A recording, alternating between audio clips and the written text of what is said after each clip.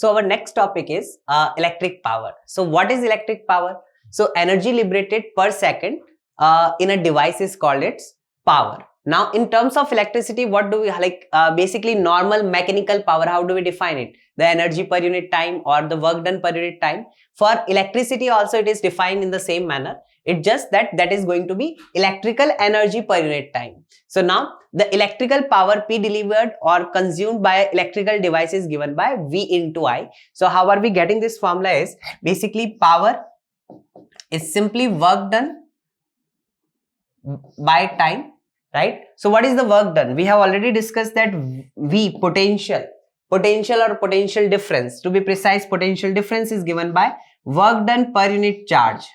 And if I am putting the value of work is nothing but work is V into Q. If I am putting it over here, then in this, then we are getting that V into Q divided by T, that is going to be our power. What is Q upon T? Q is the charge flown, right? Charge divided by time, so that this thing is nothing but current. So we are getting V into I. So this is the formula for the power. So power is given by power is equal to V into I. This is the basic power for the electrical current, and we are always going to use this and this only if we are talking about electricity, right? That voltage into current across that current flowing. Now this can be if we apply Ohm's law. So I am using the first thing that I am applying V is equal to IR. So for a resistance if we are talking about, and I am putting this V over here, what do we get? We get IR, that is V, into further I. So we get I square R. This I into I is I square R. So this is another formula for the electrical power, that is I square R. We can also say that I is nothing but V by R. So we can insert the value of I also over here. And if we are inserting the value of I over there, what are we getting? That power is equal to V into I, which is V by R. So power can also be written as V square by R. So now there are three formulas for the power. So power consumed by a resistor is given by VI. What is V? V is the potential difference across the resistor. What is I? I is the current flowing through the resistor. So it is VI or V square by R. So what is V? V is the potential difference across that resistor. So square of that by R. And what is last formula is I square R. So there are three forms. So these three forms are just coming using the Ohm's law. And this can be utilized for the battery. So what is V? V is the potential difference provided by the battery, and I is the current which battery is providing. So if battery, then we can only use this, and for the resistance we can use all three of any one of them three. Now next is current. Current passing through a resistor. Energy, basically whenever current passes through a resistor, this energy it is wasted or energy is liberated as heat. So energy is wasted in overcoming the resistance of the wire, and this energy is converted into heat. So we can say that this heat is given by what? So heat is given by the work done, or we can say heat or the work done is given by these formulas. So first thing is that what is the power formula? Power was energy per unit time. So if I have to get the energy, heat or work done upon time, then it will be power into time. So in front of these three formula, we simply multiply with T. So first formula for is VI into T, second is I square R into T, and the last is V square by R into T. So this is the heat developed in a resistor in T time, when V is the potential difference across it, I is the current flowing through it, and R is the resistance of the resistor, and this is happening like this is for the duration of T seconds. So this is the heat generated in that resistance. It is also written as work done. So basically what is happening over here, who is providing the energy? So if you see, it is the battery or cell which is providing the energy. So we also say this is the work done by the cell or battery. So if a cell or battery is doing the work, so basically they are providing electrical energy, then that entire work is getting converted into heat. So it might be asked in a different way. Sometimes they ask you that get the work done by the battery. So you just say whatever is heat developed, that heat developed will be coming from where? The work done by the battery. So work done by the battery is same as the heat developed. Now let us discuss the question. So this is a question, and here we are saying that there is a bulb, and bulb is having a rating. So rating is 100 watt and 220 volt. Then determine the resistance of the filament. Always remember what is the rating literally mean. Rating is basically meaning that if we connect this bulb across 220 voltage supply, if supply is 220 voltage, then it will produce a power of 100 watt. So if we change this, then this will also change. So you need to make sure that for any device, the power is never fixed. It is fixed for a given voltage supply, and in this case, this is 220, that if voltage supply is 220, then 100 watt will be the power output. So what is the fixed thing? Fixed thing is the resistance of the filament. So let us find the resistance of the filament. So for power, so we have the power is basically 100 watt. We have the potential difference. When potential difference is 220 voltage, then power is basically 100 watt, and they are asking R. Which formula should we apply? We can simply apply the formula power is equal to V square by R. So since power is V square by R, so R is going to be V square by power. What is V square? So it is 220 into 220 divided by power. Power is basically 100 watt. So both are SI units, and eventually I'll get R as 484 ohm. So this is the power of this. This is the resistance of this bulb. Now even if you change the voltage supply or you change the power, these two things will change, but the resistance of the bulb is never going to change. Now next question is saying that what is the current through the filament? So again, we are going to utilize the same formula, but now I am just applying this formula because I have voltage supply, I have power. So I can simply use this formula and I'll say that current is nothing but power divided by voltage. What is the power? Power is basically 100 watt. Voltage is basically 220. So this is basically roughly half, so around 0.5. So it is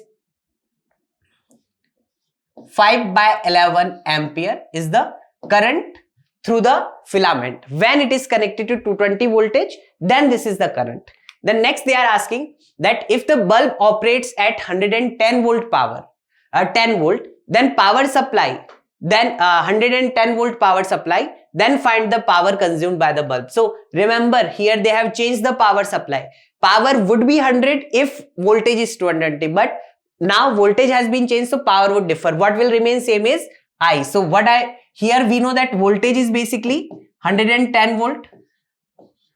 The resistance will remain same, which we calculated already, 484 ohm. And now let us calculate the power. Which formula we should apply? We can apply power is equal to V square by R. So when we do this, it is basically 110 ka square divided by 484, and that gives me 25 watt. So see, this is the power V square by R. If you make the V half, it is squared, so power will become 1/4. So 100 and 1/4 is basically 25. It can be done directly also in that manner. Now let us discuss that battery or cell. So the one who is doing the work or providing the electrical energy. So it is a device which maintains the potential difference across its two terminals. So this is a electrolyte battery which is shown over here. Its two terminals are A and B. In between A and B we have connected a resistor, and now these are going to maintain the potential difference. So what is the job of the battery? To maintain the potential difference. And here who will provide the current? Basically this electrolyte is going to provide the continuously current in the cell, and when the entire chemical reaction ends, the cell will be completely discharged and we cannot be utilized it anymore. Now there are two types of cell. One is the ideal cell. So what is ideal cell? Cell in which there is no heating effect.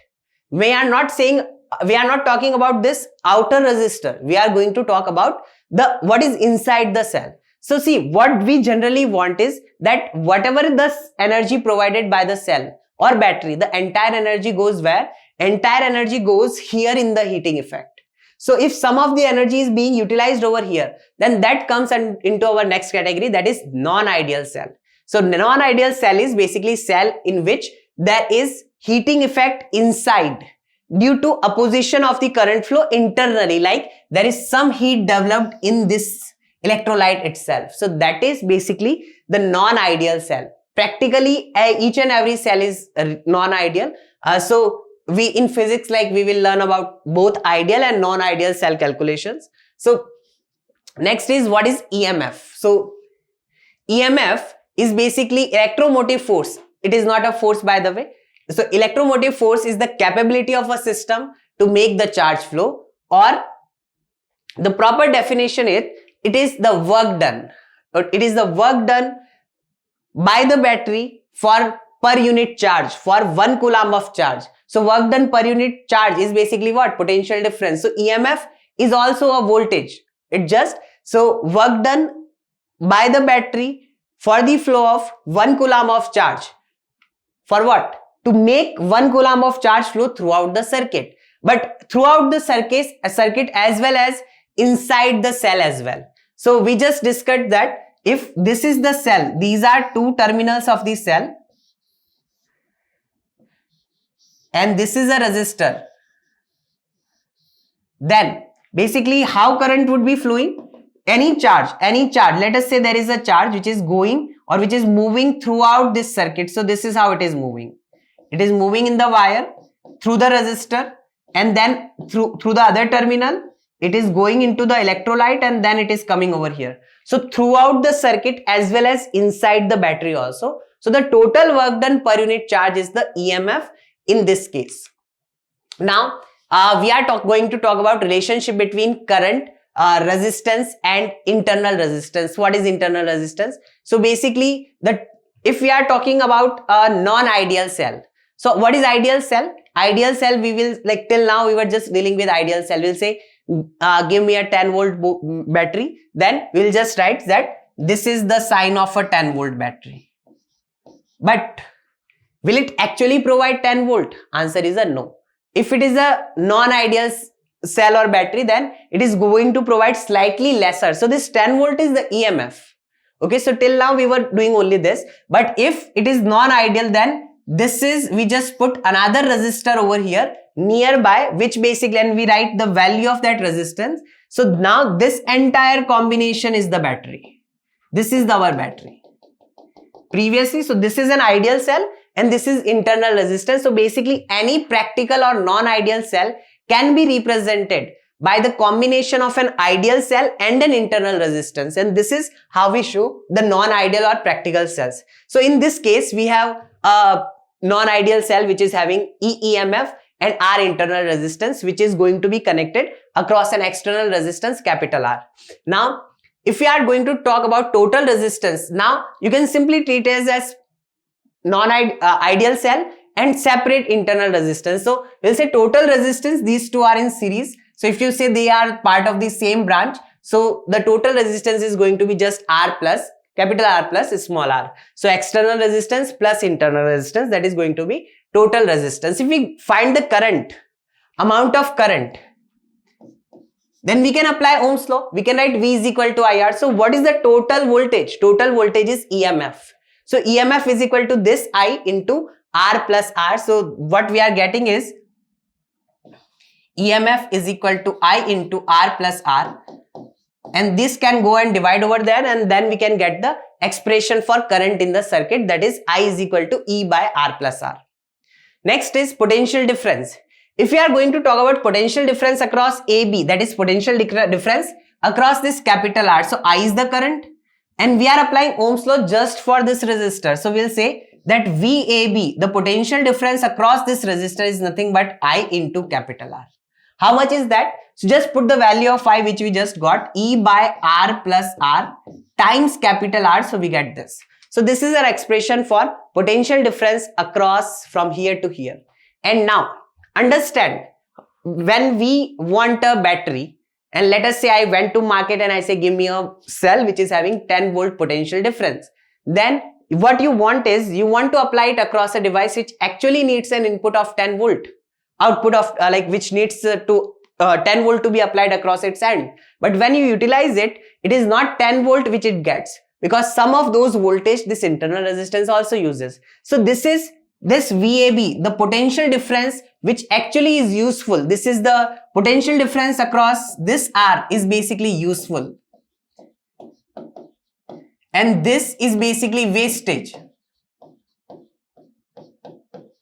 Now we are going to say that this one is what we want. So useful voltage out of entire thing, which is EMF, is called terminal voltage. So a useful voltage or useful voltage provided by a cell is called the terminal voltage, while EMF also includes the waste or not useful voltage out of the entire thing. So if I am going to buy a 10 volt cell, then whatever it is actually providing is less than 10 and some of it is wastage. So we'll say EMF is always greater than this useful, which is terminal voltage. So the effective potential difference any battery can deliver is basically less than its actual EMF, and it is given by this formula, that VAB, so which is also written as I into capital R.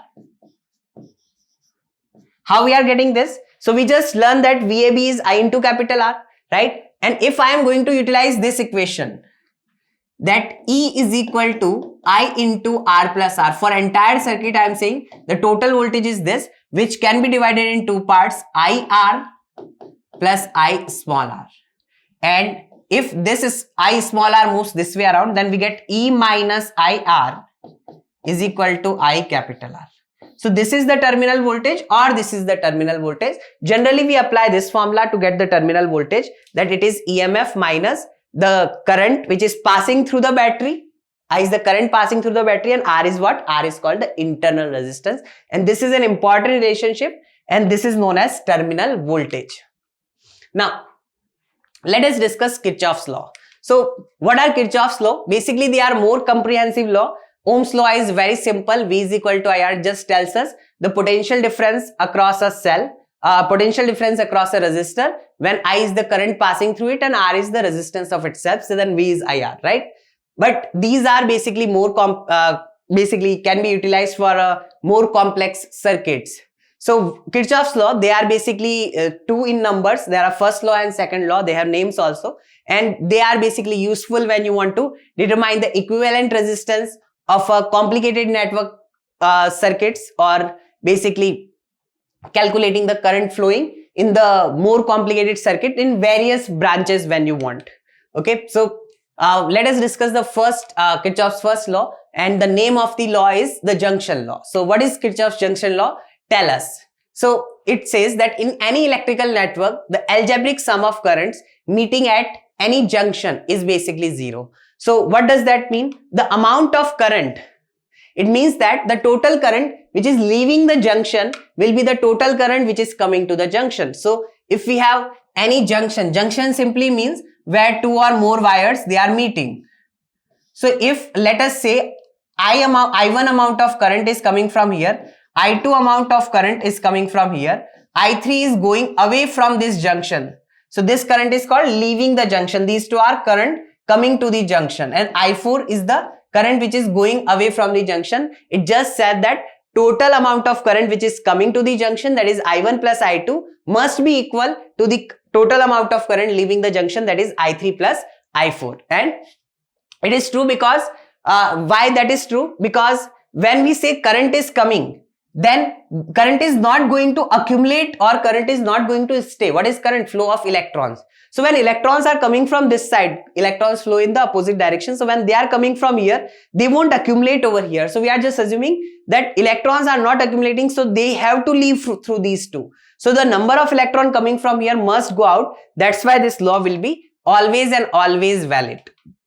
Next is assuming the incoming current to be positive and the outgoing current to be negative. If you are writing the total current is zero. So if current is coming, then it is like negative sign. So that's what where this algebraic symbol, like algebraic word is useful, that algebraic sum of currents leaving the junction. So leaving the junctions are positive currents and coming to the junctions are, incomings are positive and leaving are basically negative. So if there are like, let's just talk about the previous case where we had this sign.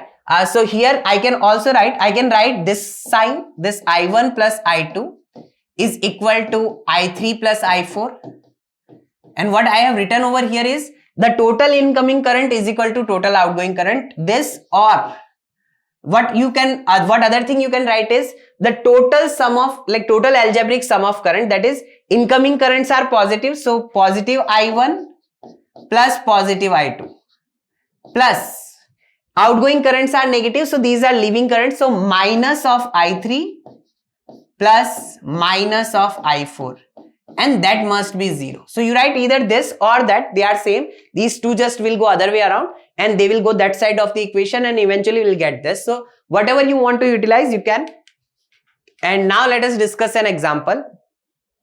This sum of all the currents is equal to 0, which we just wrote. It just, the current which are coming should be positive and going should be negative if you are writing this equation. If you are writing other equation, then total current which is coming must be equal to total current which is going. Now this is an example.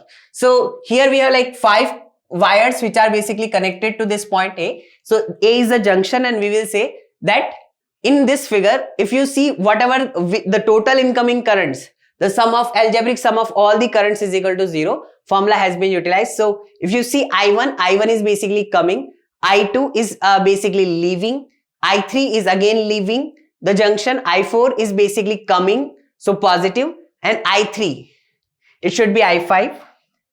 Okay. I5 is again leaving, and eventually we'll get this.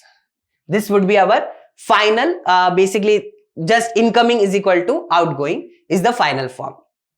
Now this is again another example. So this is the junction A. So we'll say this incoming current is simply I, and that should be equal to I1 plus I2 plus I3 plus I4.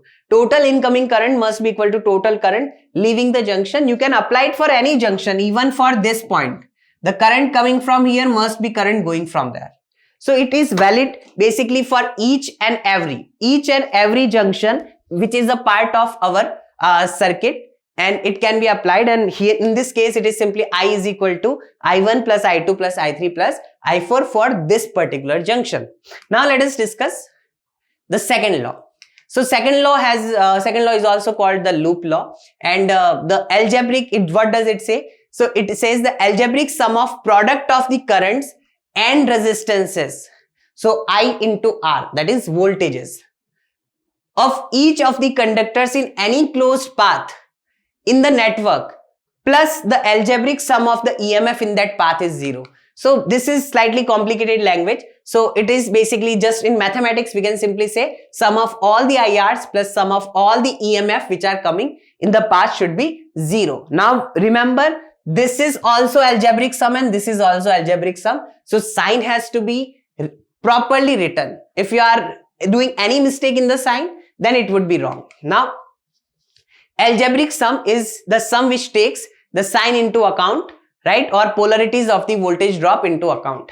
Now let us discuss how we are going to discuss the polarities. First we are going to write the sum of EMF, right? So EMF comes from the battery. Now if you, our path, there are like batteries coming, so there are two possible ways in which we can get this. First is that when we are going from B to A, so when a rise in the voltage should be given a positive sign. So if we are moving in this direction, so or we are jumping the battery like this from negative terminal to positive terminal, there is a basically rise, right? And here this is the rise when we are moving from A to B. This is A and this is B. So here we are writing plus E. And when we are moving other way around from B to A, then there is a basically drop. So if a rise, it should be given a rise in the voltage should be given a positive sign, and fall should be given a negative sign.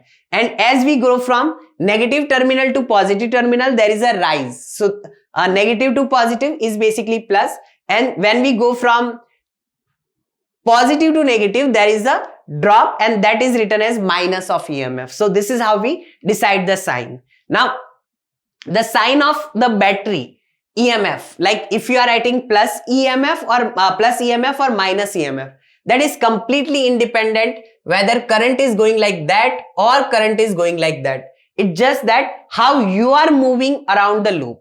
So it depends on your direction, that you are jumping the battery like this or you are jumping the battery like this. The direction of current is not going to affect the plus E or the minus E.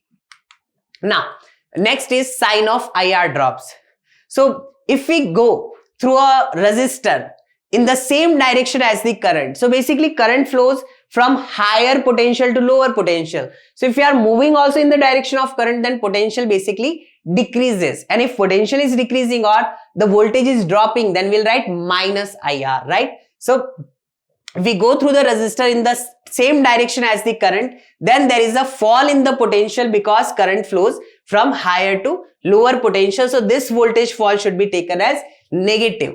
And similarly, if we are moving in a direction which is opposite to current, if in branch, like look at this branch, so we are going in this direction and current is coming like this, then we will write plus IR, not the minus IR, right? So here like the potential is increasing because we are going against the direction of the current. If we are going in the same direction as the current, then basically it is minus IR. So potential drops. So wherever drop happens, there is a minus sign. Wherever increase happens in the potential, there is plus IR.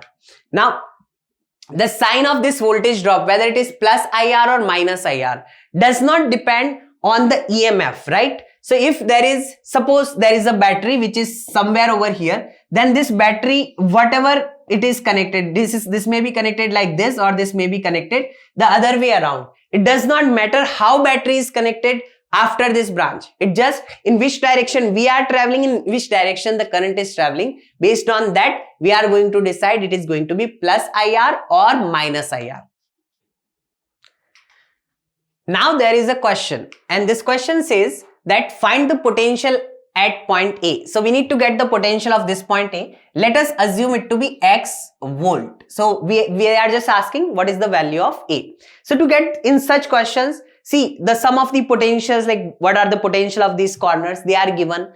There are some resistances in each branches, those are given. So what I am doing is, first agenda is going to be get the potential difference across each of the resistance. Once I get the potential difference, I can get the value of current, right? So I am going to get the potential difference first, then I am going to get the value of current through each, and then I am going to apply the Kirchhoff's first law or junction law. For this junction, that I'll say sum of all the currents coming to this junction must be 0, and this is how it is solved. So let us start. First, I am going to get the potential difference across this 1 ohm. So this is X volt and this is a battery. So I am jumping the battery like this from higher to lower. So I'll simply say the potential of this point is X minus 20, because when you jump a battery along its terminal, like positive to negative terminal, then there is a drop of voltage. So here it is X volt, so it should be dropped by 20 volts. So it is X minus 20 volt. Similarly, this is minus 30 volt and I need this point. This point is like just X volt. So potential difference across this is like this is X, and so I have both the potential across its terminals, so I can get the difference. For this resistance, this is minus 50 volt and we are jumping a battery like this. So potential increases because negative to positive terminal we are going, and potential of this point is basically minus 50 plus 5. So that gives me minus 45 voltage. So this is the potential of this particular point. Next is this 2 ohm. This is X volt and we are jumping the battery like this. So for this point, the potential must be, what should be potential? X minus 50, because we are jumping the battery like X minus 15 volt. So we got the potential across all 4 resistors. Now get the difference. Once we have the difference, it's just this minus this. So what I'm going to do is, let us assume that I1 amount of current is coming through this resistor, I2 amount of current is coming through this resistor, I3 amount of current is coming through this branch or through this resistor, and I4 amount of current is coming through this branch. And here I just assume that all the currents are coming. And now I am going to apply Kirchhoff's first law, that is sum of all the IRs, sum of all the currents coming to a junction must be 0. Sum of all the currents coming to a junction must be 0, and that is simply that I1 plus I2 plus I3 plus I4 must be 0. There is no current which is leaving this junction. So what I will simply add all of them. I'll say 0. Now how do you write I1? So let us start with one by one. So what is I1? I1 is V is equal to IR. So we have potential difference, we have I and we have R. So I can write I is V by R. So V is potential difference. So what is the difference between these two? Remember that we assume current to be going like that. So this must be higher. So higher minus lower is the potential difference. Like higher potential minus lower potential is the difference of potential. So I'm simply saying potential difference is 10 minus X minus 20 by R. This is V by R. R is 1 ohm and this is I1.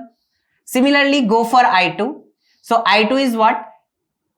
For this 20 minus this. So 20 minus X minus 15 by 2. R is 2 ohm plus I3. What is I3? I3 is basically potential difference across this by 2 ohm, right? So it is minus 45. See, we have to assume minus 45 is hard. So minus 45 minus X. So minus 45 minus X by R. And what is R? R is 2 ohm plus I4. What is I4? I4 is again V by R. So minus 30 minus X by R, and R is 1 ohm this time. So that must be equal to 0. And now let us simply solve this equation, and this entire equation is in terms of X. So we can simply solve this for X and get our answer. So let us start solving. This is 10 plus 20 minus X. So that is 30 minus X. The next one is 20 minus 15. So that is like 20 plus 35 by 2. So that is 17.5 minus X by 2. And the I3 is basically minus 45 by 2. So minus 22.5 minus X by 2 plus, and this is last one is minus 30 minus X. So minus 30 minus X, and that must be 0. So this is minus X, and this is also minus X. So it goes other way around and we get 3X is equal to, this is 30. So 30 gets cancelled with this minus 30. And we are left with 17.5 minus 22.5. So this is basically minus 5. And our X is coming to be minus 5 by 3 volts. And that's the answer. The question was asking, what is the potential? Now this is the absolute potential of this point A, which is minus 5 by 3 volt. Once, if you want the current in any particular branch, you can put the value of X over here and then get the I1, I2, I3 and I4 separately. Now, let us move to our next question. So, next question says that find the current in each wire applying only Kirchhoff's voltage law. So, we have to apply Kirchhoff's voltage law for this circuit. And if you see this circuit, there are basically 3 of these cells or batteries which are there. And out of them, this 50 volt is biggest. So, always remember, take the biggest battery generally. Okay, so that would give you a proper answer. So, take the biggest battery and then you can make some current flow from its positive terminal. So, I am saying let I1 be current flowing through this 50 volt battery. This I1 current will go through this branch and I1 current will come till here. Once it comes here, we are getting a junction. So, from this junction, current will split. So, let us say I2 amount of current goes in this branch and whatever is left goes in this. So, how much goes in this branch? I1 minus I2. So, this is like I've already utilized Kirchhoff's junction law over here. The incoming current must be same as outgoing current. So, like if this is X, so I1 is equal to I2 plus X. So, X is simply I1 minus I2, right? Now, this current flows through this branch and eventually goes through this battery and comes from here. And this current I2 comes from here. Both of them combine and this 50 volt battery which was giving I1 current again gets the I1 current. Always remember the amount of current leaving the battery and coming to the battery back must always be same if it is a proper part of the complete circuit. Now, let us start applying the loop law. So, there are 2 loops. One is this loop and other is this loop. So, this is 1 and this is 2. Let us write the Kirchhoff's loop law for loop 1. How do we write loop law? Loop law is basically sum of all the IR plus sum of all the EMFs, that must be 0 to be precise, algebraic sum. So, start writing I'm starting from here. You can start from any corner or from anywhere you can start. Just you have to move through the entire loop, either clockwise or anti-clockwise. Just decide in which direction you want to move.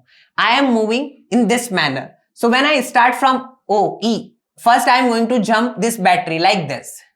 When you are jumping a battery like this, potential increases. So there has to be plus E, and plus it will be plus 50 volt. What does this literally means? That there is a rise of 50 volt when you are moving from E to O. Then O to C. When you are doing this, basically current is flowing like this, the I1, and you are also going in this direction. This is the direction of travel, and this is how current is flowing, and you are moving in the direction of the current. So it is minus IR because you are moving in the direction of current, so potential should decrease. So we have to write minus IR. What is I? I is basically I1. And what is R? R is resistance, is basically 2 ohm in that branch. Now we have reached from C. Now C to B there is no component, so you don't have to write anything. From B, I am jumping this 30 volt battery like this. And when I am doing this, basically the potential is going to increase by 30 volts. So plus 30. Then I am moving like this, and here current I2 is also flowing like this. So I am moving in the direction of the current.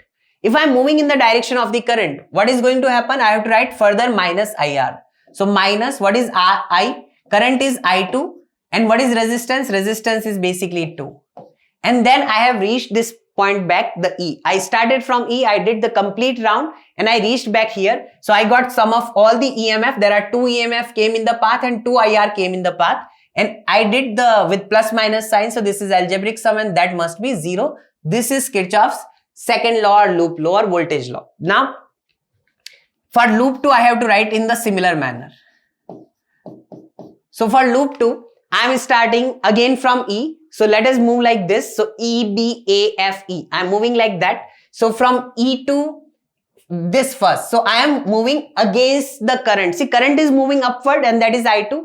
I am going down. My direction of travel is downward. So for that, it has to be plus IR, and IR is like I2 into R. That is, I have reached over here. Then I am jumping a battery like this. So positive to negative. So potential should decrease by 30 volt. So minus 30.